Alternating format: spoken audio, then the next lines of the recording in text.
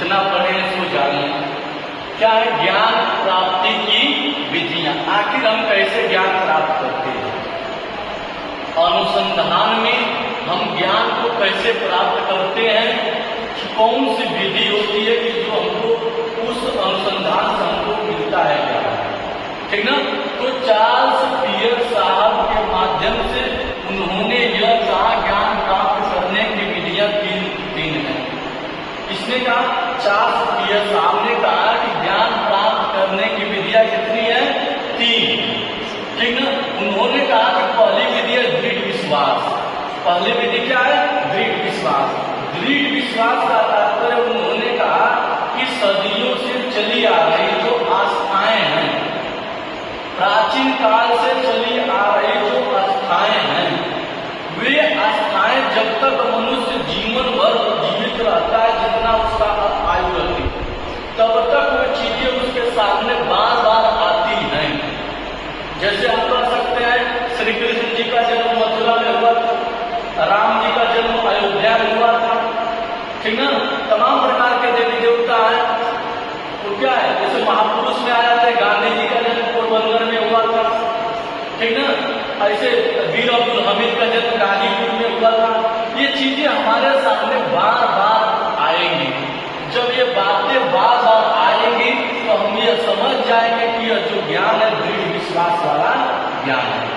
तो पहला जो ज्ञान हम अनुसंधान के माध्यम से जो पाते हैं वो होता है दृढ़ विश्वास।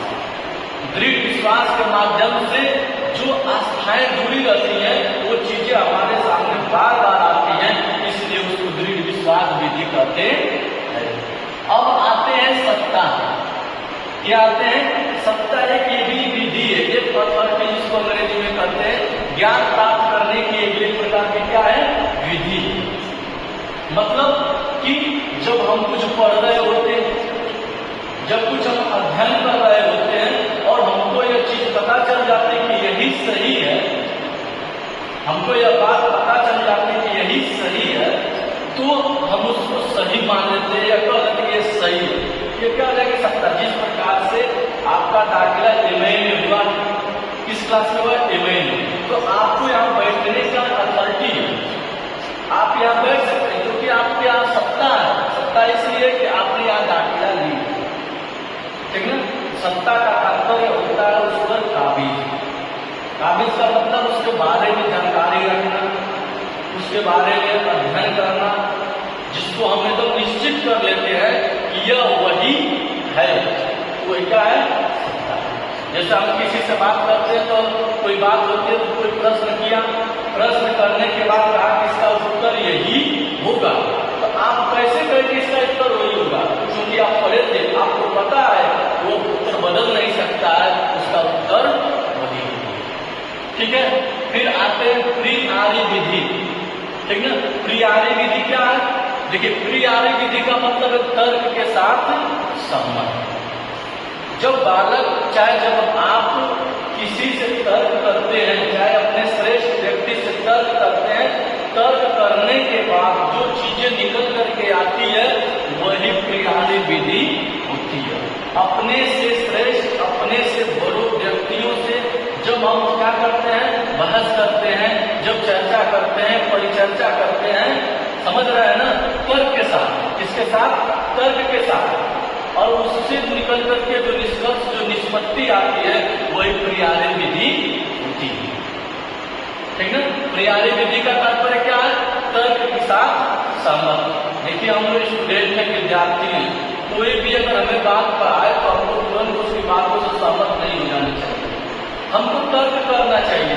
क्योंकि सुकरात साहब ने तर्क करने के लिए, सुकरात साहब थे तर्क विधि का किए, सुकरात साहब ने तर्क विधि को बहुत बढ़ावा दिया और उस तर्क विधि को वहां के नौजवानों को जगाने के लिए घर घर घूमने लगे। वो कहने लगे कि प्रश्न करिए, सवाल करिए, क्योंकि जो हमारी पुरानी व्यवस्थाएं थी, हमारे दादा परदादा किसी के द्वारा थोप दी जाती थी, उसी को हम लेकर के चलते थे। लेकिन हमें यह बताया कि तर्क करिए, तर्क करने पर हो सकता वो चीजें न रही। जैसे हम लोग घर से पहले निकलते थे पढ़ने के लिए तो हमारे माँ बाप यह कहते थे थे, इस जगह पर जाना तो थूकना मत, इस जगह पर जाना तो बाथरूम मत करना, तमाम प्रकार की चीजें बताई जाती थी ना। तो हम लोग डर के मारे नहीं करते थे, क्योंकि हम लोग मन में डर आ जाता था। लेकिन अब हम लोग तर्क करने लगे हैं ना, अगर हम लोगों को कोई ऐसी बात बताएगा तो हम लोग कहेंगे ना, क्यों ना ऐसा करें, क्या वहां है, तर्क करेंगे ना। तो जब तर्क करेंगे पता चलेगा कोई चीज कोई जानता ही नहीं है तो गलत हुआ ना। इसलिए कोई भी चीजें पहले तर्क के साथ करेंगे। जरूरी नहीं कि कक्षाओं में जो शिक्षक पढ़ाते हैं वही सब कुछ सही है, ये भी तो हो सकता है कि आप जो जानते हैं वो भी तो सही हो सकता है। इसलिए तर्क करिए।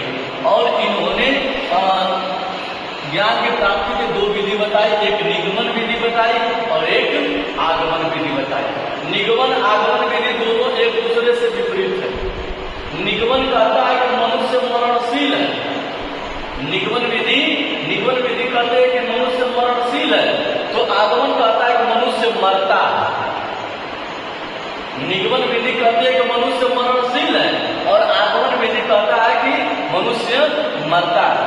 दोनों एक ही बात कह रहा है, लेकिन यह कहता है कि निगमन कि मनुष्य मरणशील है, तो हम इस पर खोज करेंगे ना, खोज करने के बाद पता चलेगा कि सच में मनुष्य जो इस धरातल पर जन्म लिया है उसको एक न एक दिन जाना, एक दिन मरना है, सच में वो मरणशील है।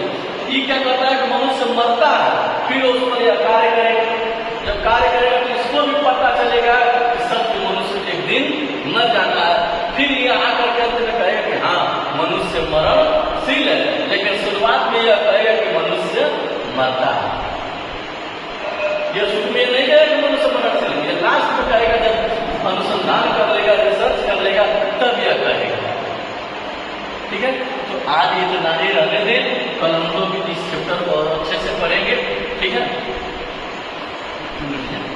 ठीक ना, बंद कर दीजिए इसको। कल इस चैप्टर को हम पढ़ेंगे।